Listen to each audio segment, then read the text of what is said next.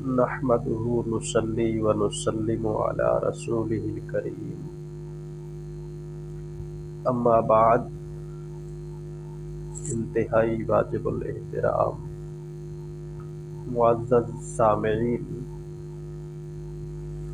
گزشتہ درس کے اندر صحابہ کرام رضی اللہ تعالی عنہم اجمعین کی حبشہ کی جانب ہجرت کرنے کے واقعات کا تذکرہ کیا تھا۔ آج کے درس میں ہجرت حبشہ کے بعد کے واقعات کو ذکر کرنا مقصود ہے۔ جب صحابہ کرام رضی اللہ تعالی عنہم ہجرت کر رہے تھے حبشہ کی جانب، تو محدثین اور مورخین نے لکھا ہے کہ حضرت عمر رضی اللہ تعالی عنہ حبشہ کی طرف پہلی ہجرت کے بعد اور دوسری ہجرت سے پہلے سن 7 نبوی میں اسلام لے آئے، جبکہ بعض حضرات نے 6 ہجری کا اور بعض حضرات نے 5 ہجری کا قول بھی نقل کیا ہے۔ حضرت عمر رضی اللہ تعالی عنہ کے اسلام لانے کا اصلی اور حقیقی سبب تو رسول اللہ صلی اللہ علیہ وسلم کی دعا ہے کہ حضور صلی اللہ علیہ وسلم نے دعا فرمائی کہ اللہم اید الاسلام بعمر بن الخطاب، کہ اے اللہ تو خاص طور پر عمر بن خطاب کے ذریعے سے اسلام کو قوت عطا فرما۔ باقی ظاہری سبب یہ ہے جو حضرت عمر رضی اللہ تعالی عنہ سے خود منقول ہے۔ حضرت عمر رضی اللہ تعالی عنہ فرماتے ہیں کہ میں ابتدا کے اندر رسول اللہ صلی اللہ علیہ وسلم کا سخت مخالف تھا اور دین اسلام سے سخت متنفر اور بیزار تھا۔ ابو جہل نے یہ اعلان کیا کہ جو شخص محمد صلی اللہ علیہ وسلم کو قتل کر ڈالے اس کے لیے میں 100 اونٹوں کا ضامن ہوں۔ حضرت عمر کہتے ہیں کہ میں نے بالمشافہ ابو جہل سے پوچھا کہ کیا تمہاری جانب سے یہ کفالت اور ضمانت صحیح ہے؟ ابو جہل نے کہا ہاں عمر، یہ صحیح ہے۔ حضرت عمر کہتے ہیں کہ میں آپ کے قتل کے ارادے سے تلوار لے کر روانہ ہوا۔ راستے میں ایک بچھڑا نظر آیا جسے لوگ ذبح کرنے کا ارادہ کر رہے تھے۔ میں اسی بچھڑے کو ذبح ہونے کو دیکھنے کے لیے کھڑا ہو گیا کہ اچانک کیا دیکھتا ہوں کہ کوئی پکارنے والا بچھڑے کے پیٹ میں سے یہ آواز دے رہا ہے، یا آل ذریح امر نجیح رجل یصیح بلسان فصیح یدعو الی شہادہ اللہ الہ الا اللہ وان محمد رسول اللہ۔ اے آل ذریح، ایک کامیاب امر ہے، ایک مرد ہے جو فصیح زبان کے ساتھ پکار رہا ہے، لوگوں کو اشہد ان لا الہ الا اللہ و اشہد ان محمد رسول اللہ کی طرف بلا رہا ہے۔ حضرت عمر فرماتے ہیں کہ یہ آواز سنتے ہی میرے دل میں یہ خیال آیا کہ یہ خاص مجھے ہی آواز دی جا رہی ہے اور میں ہی اس آواز کا مخاطب ہوں۔ لیکن حضرت عمر کہتے ہیں کہ میں پھر بھی اپنے ارادے سے باز نہ آیا اور آگے بڑھا۔ کچھ قدم چل کر نعیم بن عبداللہ نخام سے ملا اور انہوں نے پوچھا کہ اے عمر، دوپہر کے وقت کہاں جانے کا ارادہ ہے؟ حضرت عمر کہتے ہیں کہ میں نے کہا محمد صلی اللہ علیہ وسلم کو قتل کرنے کا ارادہ ہے۔ نعیم نے کہا کہ محمد کو قتل کر کے بنی ہاشم اور بنی زہرہ سے کس طرح بچ سکو گے؟ حضرت عمر نے کہا کہ میں گمان کرتا ہوں اور یہ میرا خیال ہے کہ تو بھی صابی اور بددین ہو گیا ہے اور اپنا آبائی مذہب چھوڑ چکا ہے۔ نعیم بن عبداللہ کہتے ہیں کہ میں نے حضرت عمر سے کہا کہ آپ مجھے کہتے ہیں کہ میں صابی ہو گیا ہوں، کیا آپ کو معلوم نہیں ہے کہ آپ کی بہن فاطمہ بنت خطاب اور آپ کے بہنوئی سعید بن زید وہ دونوں بھی صابی ہو چکے ہیں اور تمہارا دین چھوڑ کر اسلام قبول کر چکے ہیں۔ حضرت عمر یہ سنتے ہی غصے میں بھرے ہوئے بہن کے گھر پہنچے۔ حضرت خباب رضی اللہ تعالی عنہ جو ان کی بہن اور بہنوئی کو تعلیم دے رہے تھے، وہ حضرت عمر کی آہٹ سنتے ہی چھپ گئے۔ حضرت عمر گھر میں داخل ہوئے، بہن اور بہنوئی سے کہا کہ شاید تم دونوں صابی ہو گئے ہو۔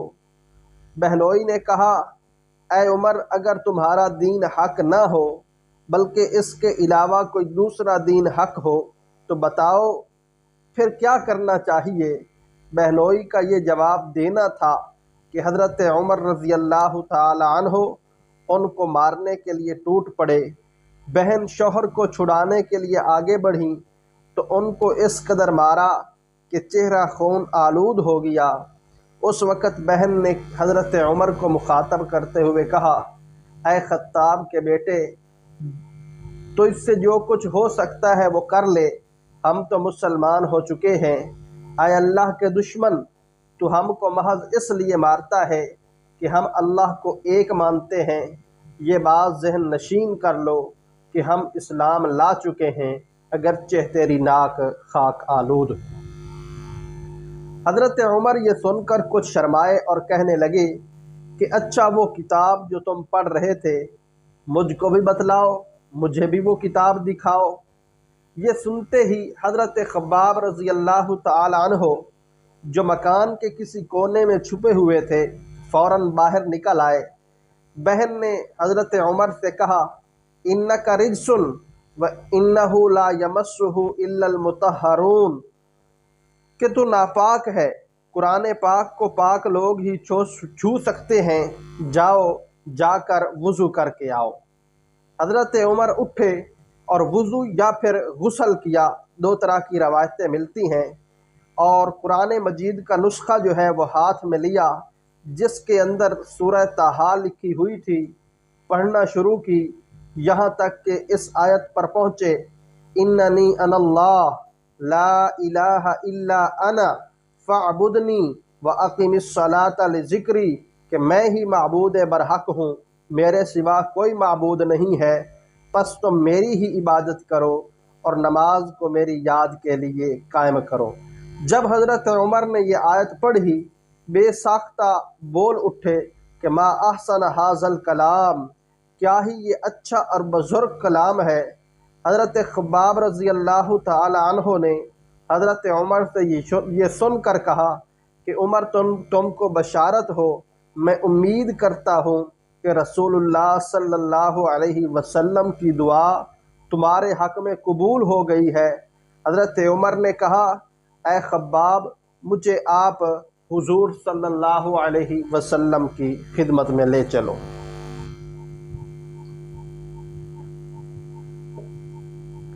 حضرت خباب رضی اللہ تعالی عنہ حضرت عمر کو ساتھ لے کر دار ارقم کی طرف چلے، جہاں رسول اللہ صلی اللہ علیہ وسلم اور صحابہ کرام رضی اللہ تعالی عنہم اجمعین جمع ہوا کرتے تھے۔ دروازہ بند تھا، دستک دی اور اندر آنے کی اجازت چاہی اور ساتھ حضرت عمر کے آنے کا بھی بتایا۔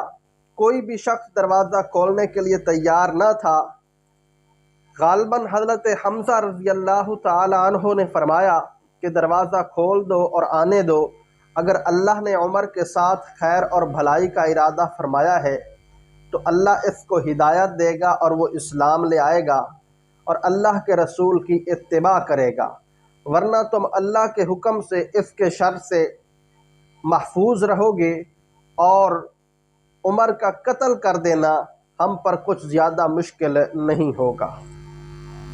اور ایک روایت کے اندر آتا ہے کہ حضرت حمزہ رضی اللہ تعالی عنہ نے فرمایا کہ اگر عمر خیر کے ارادے سے آ رہا ہے تو ہم بھی اس کے ساتھ خیر کا معاملہ کریں گے، اور اگر شر کے ارادے سے آ رہا ہے تو اسی کی تلوار سے اسے قتل کر دیں گے۔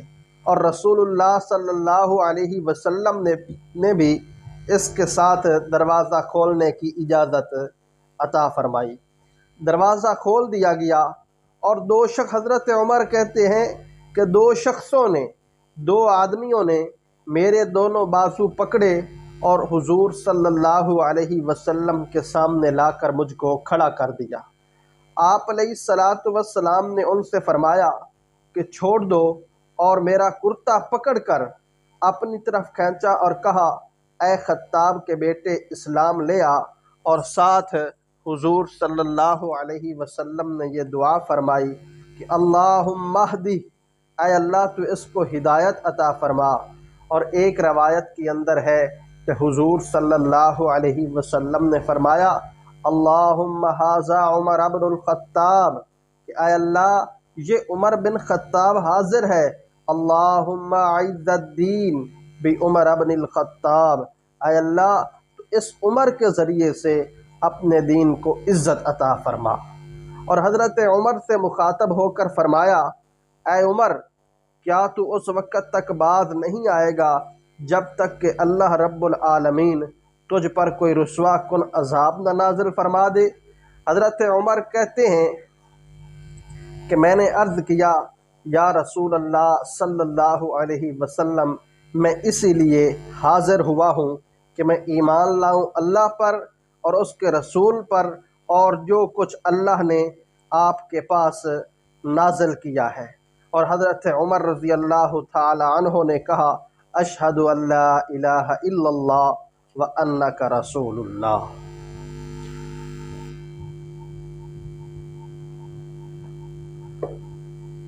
جب حضرت عمر رضی اللہ تعالی عنہ نے کلمہ پڑھا تو رسول اللہ صلی اللہ علیہ وسلم نے خوشی سے بآواز بلند تکبیر کہی، جس سے تمام گھر والوں نے پہچان لیا کہ اب حضرت عمر جو ہیں وہ اسلام لا چکے ہیں رضی اللہ تعالی عنہ۔ حضرت عبداللہ بن عباس رضی اللہ تعالی عنہ کی روایت ہے، وہ فرماتے ہیں کہ جب حضرت عمر مسلمان ہوئے تو جبرائیل امین نازل ہوئے اور فرمایا کہ اے محمد صلی اللہ علیہ وسلم، تمام اہل آسمان حضرت عمر کے اسلام لانے سے خوش ہوئے ہیں۔ حضرت عمر رضی اللہ تعالی عنہ جب اسلام لے آئے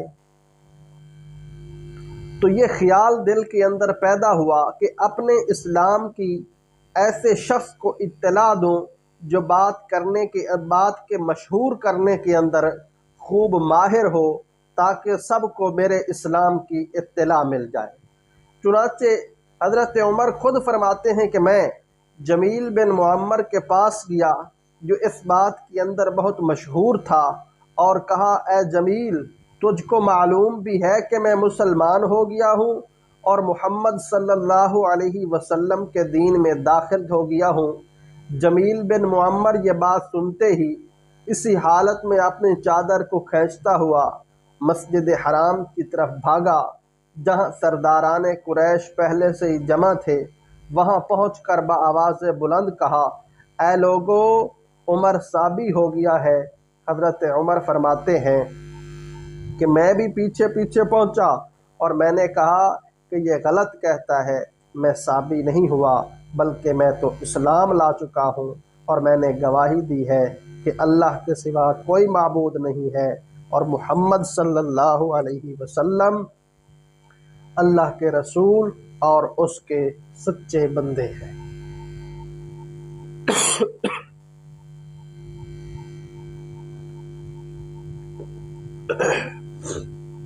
تو یہ حضرت عمر رضی اللہ تعالی عنہ کے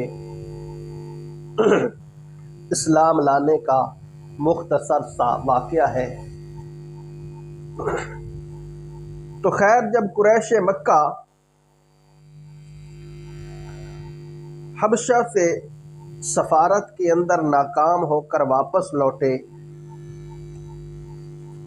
اور انہیں یہ معلوم ہوا کہ حضرت جعفر رضی اللہ تعالی عنہ اور ان کے ساتھیوں کا نجاشی نے بہت زیادہ اکرام کیا ہے، ادھر حضرت عمر اور حضرت حمزہ رضی اللہ تعالی عنہ جیسی شخصیات بھی اسلام لے آئی ہیں، جس سے کافروں کا زور ٹوٹ گیا ہے، اور پھر یہ کہ روز بروز مسلمانوں کی تعداد میں مسلسل اضافہ ہوتا جا رہا ہے۔ تو اب انہوں نے تمام قبائل قریش نے متفقہ طور پر ایک تحریری معاہدہ لکھا کہ محمد صلی اللہ علیہ وسلم اور بنی ہاشم اور ان کے تمام حامیوں سے یک لخت تمام تعلقات ختم کر دیے جائیں، کہ نہ کوئی شخص بنی ہاشم سے نکاح کرے، نہ ان سے میل جول رکھے، جب تک کہ بنی ہاشم رسول اللہ صلی اللہ علیہ وسلم کو قتل کرنے کے لیے ہمارے حوالے نہ کر دیں۔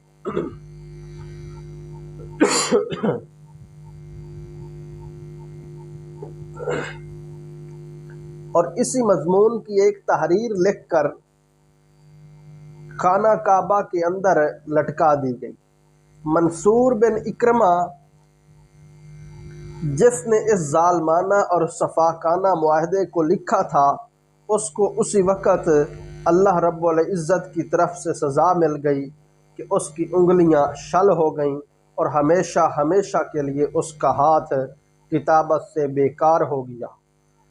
ابو طالب نے مجبور ہو کر اپنے خاندان کے ساتھ شعب ابی طالب میں پناہ لی۔ بنو ہاشم اور بنو مطلب، مومن اور کافر، سب نے آپ کا ساتھ دیا، مسلمانوں نے دین کی وجہ سے، اور جو لوگ مسلمان نہیں تھے انہوں نے اپنے خاندانی اور نسبی تعلق کی وجہ سے۔ بنو ہاشم میں سے صرف اور صرف ابو لہب یہ قریش کا ساتھی رہا۔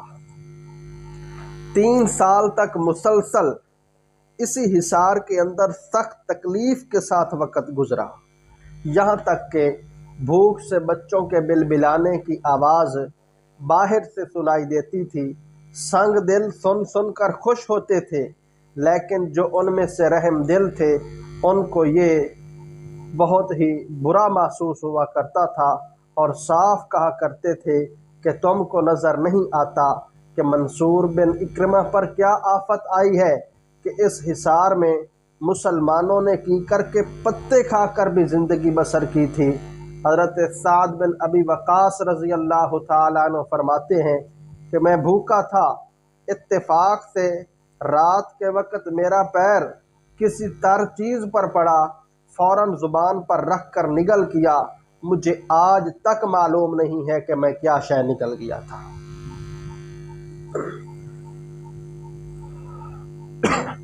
حضرت سعد بن ابی وقاص رضی اللہ تعالیٰ عنہ اپنا ایک اور واقعہ بیان کرتے ہوئے فرماتے ہیں کہ ایک مرتبہ رات کے وقت میں پیشاب کے لیے نکلا، راستے میں ایک اونٹ کی کھال کا سوکھا ہوا چمڑا ہاتھ لگا، میں نے اس کو پانی سے دھویا، اس کو جلایا، پھر اس کو کوٹ چھان کر اس کا سفوف بنایا اور پانی سے اس کو پی لیا۔ 3 راتیں صرف اسی سہارے پر میں نے گزار دی تھی۔ نوبت یہاں تک پہنچی کہ جب کوئی تجارتی قافلہ مکہ آتا تو ابو لہب اٹھتا اور یہ اعلان کرتا کہ کوئی تاجر اصحاب محمد کو کوئی چیز عام نرخوں اور عام قیمت پر فروخت نہ کرے، بلکہ ان سے اضعافا مضاعفہ، دگنی تگنی چگنی قیمت بھی لے کر کئی گنا زیادہ قیمت دے کر فروخت کرے، اور اگر کوئی نقصان یا خسارہ ہو تو پھر میں اس کا ذمہ دار ہوں۔ صحابہ کرام رضی اللہ تعالی عنہم خریدنے کے لیے آتے، مگر مہنگائی کا یہ عالم دیکھ کر خالی ہاتھ واپس لوٹ جایا کرتے تھے۔ الغرض ایک طرف اپنی تہی دستی اور دشمنوں کی یہ چیرہ دستی تھی، اور دوسری طرف بچوں کا بھوک سے تڑپنا اور بلبلانا تھا۔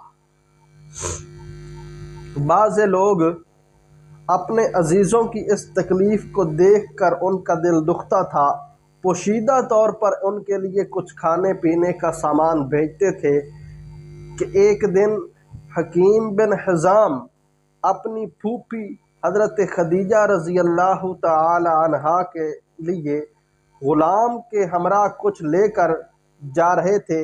جاتے ہوئے ابو جہل نے دیکھ لیا اور کہا کہ کیا تم بنو ہاشم کے لیے غلہ لے کر جا رہے ہو؟ میں تم کو ہرگز غلہ لے جانے نہیں دوں گا اور میں تم کو رسوا کروں گا۔ اتفاق سے سامنے سے ابو البختری سامنے آ گیا۔ اس نے پوچھا کہ کیا ہوا ہے؟ جب اس کو واقعہ معلوم ہوا تو وہ ابو جہل سے کہنے لگا کہ ایک شخص اپنی پھوپھی کے لیے غلہ بھیجتا ہے اور تم اس میں مزاحمت کرتے ہو۔ ابو جہل کو غصہ آ گیا اور سخت سست کہنے لگا۔ ابو البختری نے اونٹ کی ہڈی اٹھا کر ابو جہل کے سر پر ماری، اس زور سے ماری کہ اس کا سر زخمی ہو گیا۔ مار کھانے سے ابو جہل کے الفاظ تھے کہ مار کھانے سے زیادہ مجھے جو تکلیف ہے وہ اس بات کی ہوئی ہے کہ یہ ہڈی مارنے کو حضرت حمزہ رضی اللہ تعالی عنہ شعب ابی طالب کے اندر دیکھ رہے تھے۔ یہ جو حضرت حمزہ کا دیکھنا ہے اس سے زیادہ مجھے تکلیف ہوئی ہے، آپ کے مارنے کی وجہ سے مجھے کوئی تکلیف زیادہ نہیں ہوئی ہے۔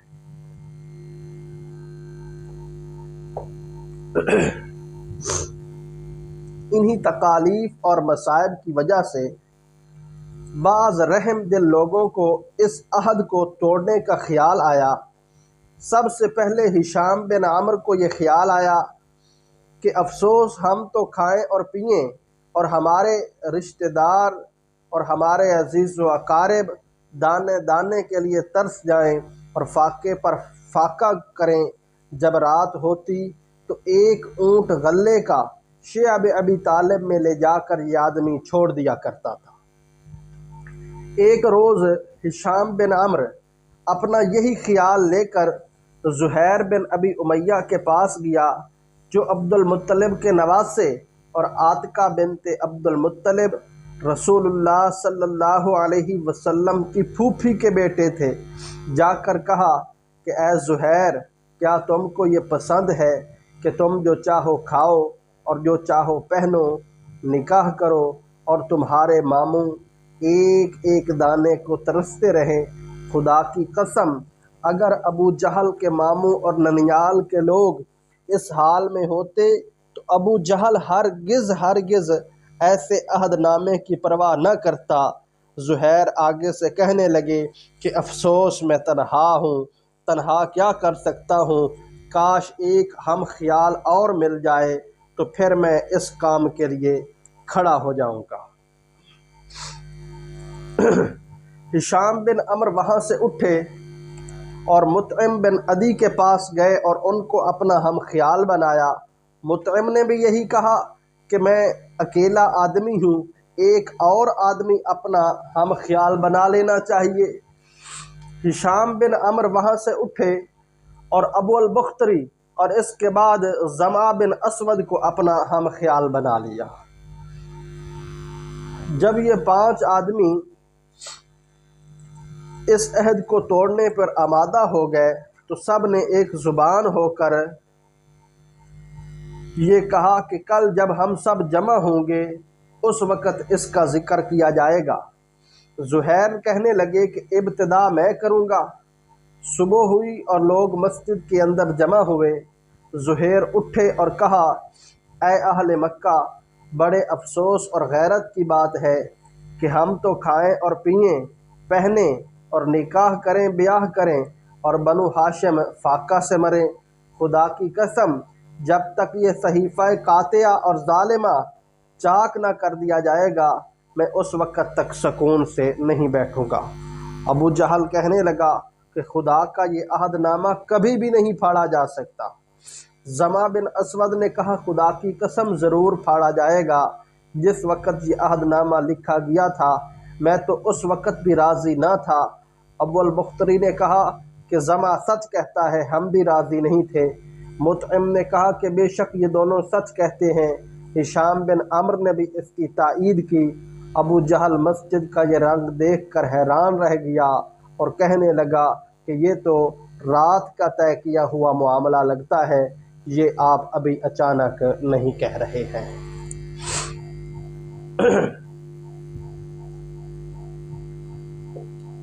जब ये लोग ये बातें कर रहे थे, इसी दरमियान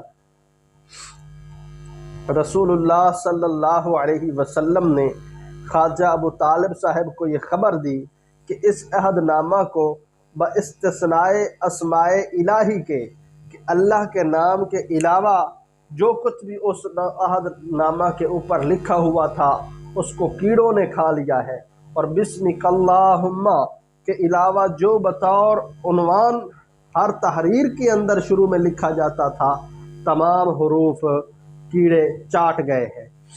अबू तालिब ने यह वाक़या कुरैश के सामने बयान किया और कहा कि मेरे भतीजे ने आज एक ऐसी खबर दी है और मेरे भतीजे ने कभी झूठ नहीं बोला और ना ही उनकी कोई बात आज तक गलत साबित हुई है। आओ बस इसी पर फैसला कर लेते हैं। अगर मोहम्मद सल्लल्लाहु अलैहि वसल्लम की खबर सही और सच निकले तो तुम इस जुल्म सितम से बाज आ जाओ, और अगर गलत निकले तो मोहम्मद सल्लल्लाहु अलैहि वसल्लम को मैं तुम्हारे हवाले करने के लिए तैयार हूँ। चाहे तो तुम फिर इनको कत्ल कर देना, चाहो तो फिर तुम इनको ज़िंदा छोड़ देना। लोग कहने लगे कि अबू तालिब, आपने बेशक बहुत इंसाफ की बात की है। और उसी वक़्त अहदनामा को मंगवाया गया। देखा तो सिवाय खुदा के नाम के तमाम हरूफ को कीड़ों ने खा लिया था। देखते ही वो शर्मिंदगी से सब की गर्दनें नीचे झुक गईं। इस तरह इस जालमाना अहदनामा का खात्मा हुआ। सन 10 नबवी में अबू तालिब और आपके तमाम रफ़का इस घाटी से बाहर आए और इस कैद को ख़त्म कर दिया गया। इसके बाद अबू तालिब हरम में पहुँचे और बैतुल्लाह का पर्दा पकड़कर अबू तालिब और उनके रफ़का ने दुआ मांगी, ऐ अल्लाह, जिन लोगों ने हम पर जुल्म किया और हमारी क़राबतों को कता किया और हमारी आबरूओं को हलाल समझा, उनसे हमारा बदला और इंतकाम ले ले। तो खैर, इस तरह 3 साल की मुसलसल मुसीबत का ख़ात्मा हुआ और 10 नबवी में यानी हिजरत से 3 साल पहले शियब अबी तालिब से ये लोग बाहर आ गए।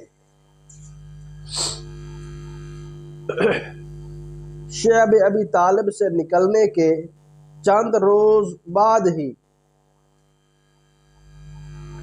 रमज़ानुल मुबारक या फिर शवाल के महीने में 10 नबवी में अबू तालिब का इंतकाल हो गया, और फिर 3 दिन या फिर 5 दिन के बाद हज़रत खदीजा रज़ी अल्लाह ताला अन्हो का भी इंतकाल हो गया।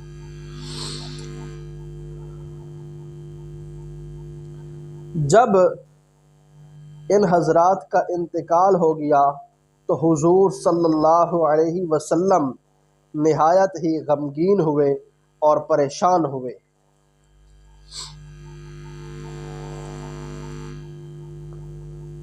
अबू तालिब के बाद आपका कोई मददगार और हामी न रहा, और हज़रत खदीजा के रुखसत हो जाने से कोई भी आपको तसल्ली देने वाला और आपका गम गुसार न रहा।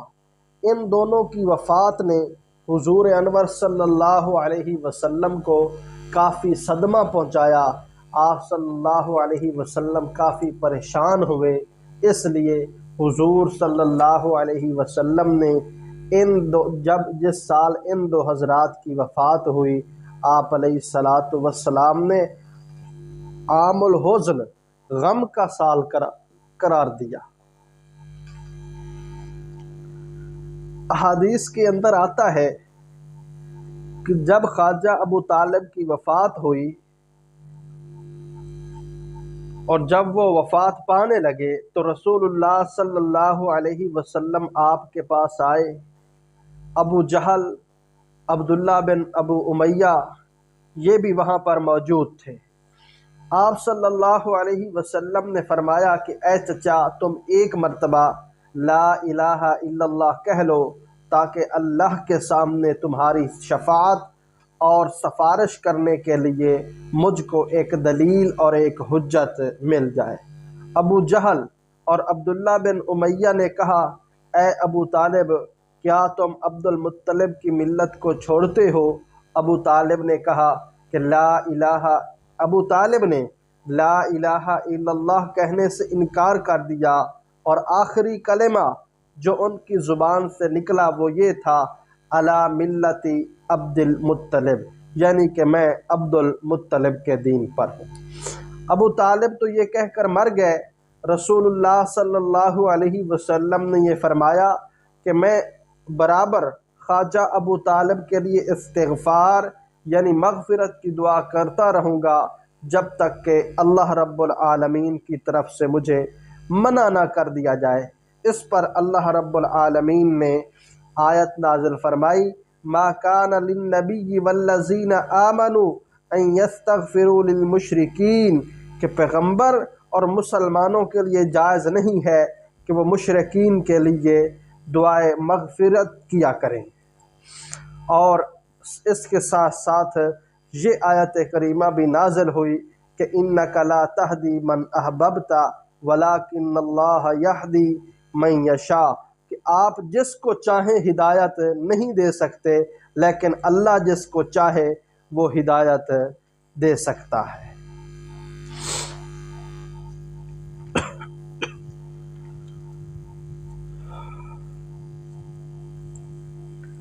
تو جب ان دو شخصیات کی وفات ہوئی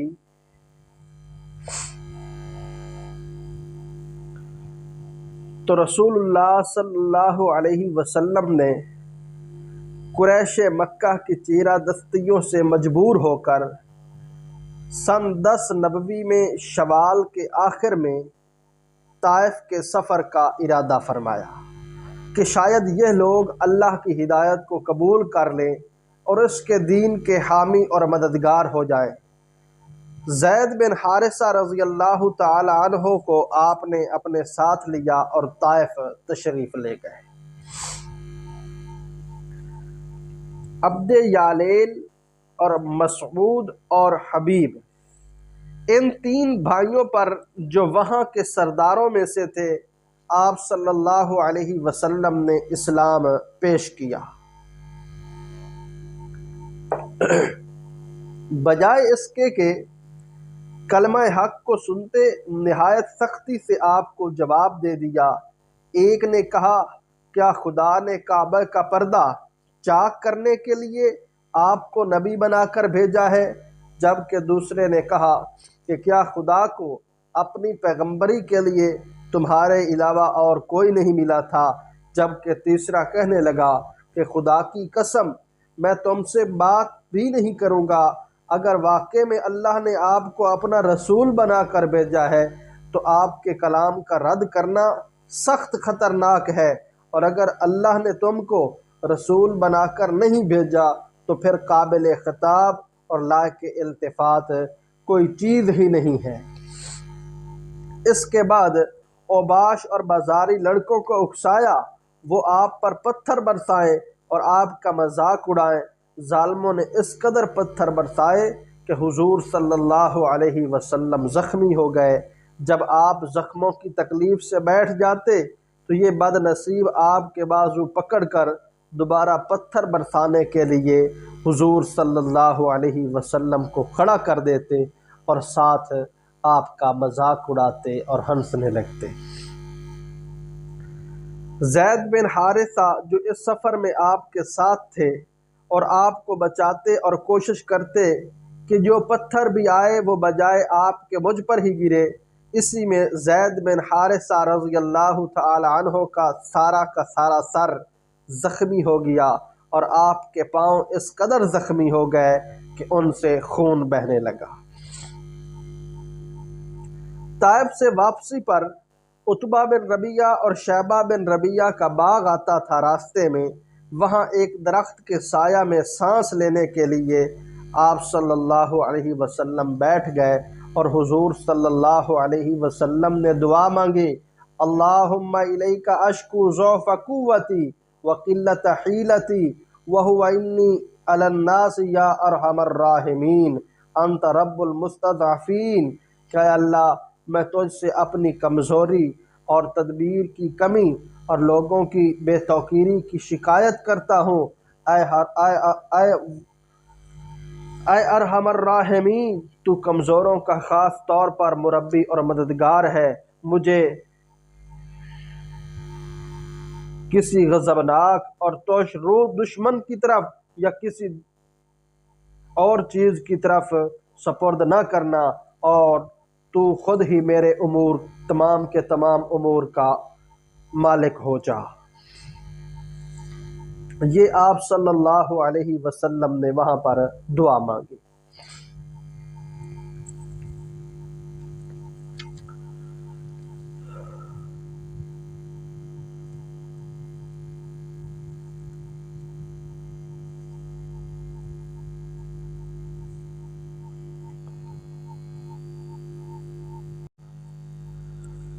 ایسی دعا کا زبان سے نکلنا تھا کہ قبولیت کے دروازے کھل گئے۔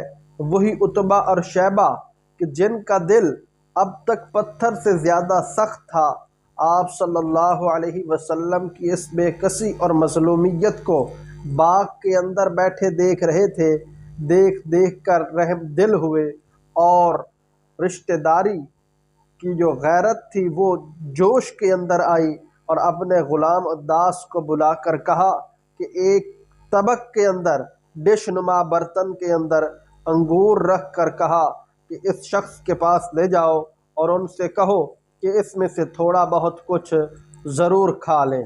عداس نے آپ کے سامنے وہ طبق لا کر رکھا۔ رسول اللہ صلی اللہ علیہ وسلم نے بسم اللہ پڑھ کر کھانا شروع کیا تو وہ غلام جو انگور لے کر آیا تھا اس نے کہا، خدا کی قسم، اس شہر میں تو کوئی شخص بھی اس کلام کا کہنے والا نہیں ہے۔